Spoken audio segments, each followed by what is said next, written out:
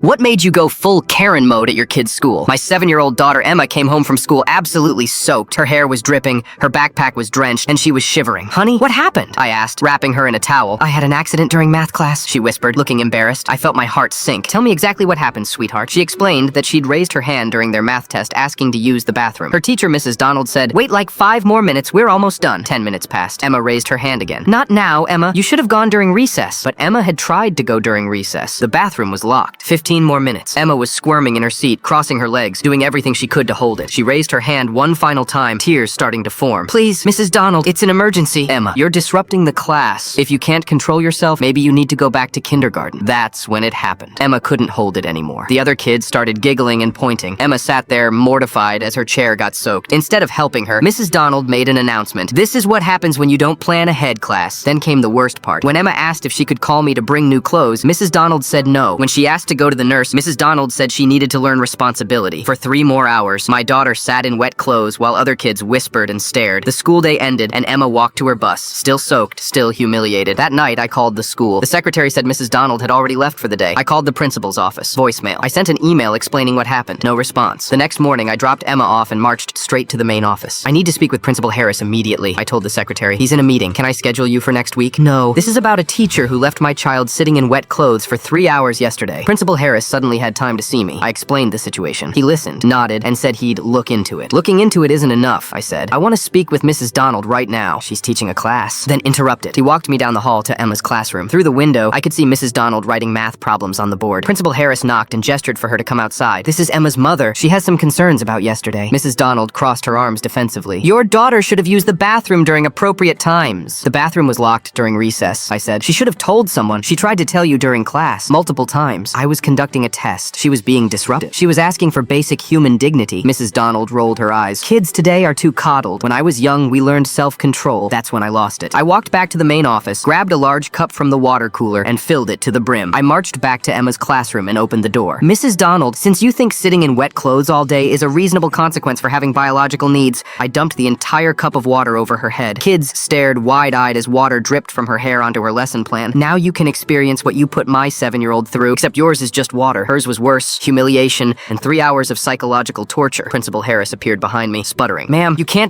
what? Treat an adult the way she treated a child?" "Your teacher violated my child's basic human rights," I continued. "She denied her bathroom access, refused her clean clothes." The principal stepped between us. "Let's all take a breath and no breathing. This woman is not fit to teach children, and I want her removed from Emma's class immediately." Within a week, Mrs. Donald was transferred to a different school, and they implemented a policy that no child can ever be denied bathroom access during class time.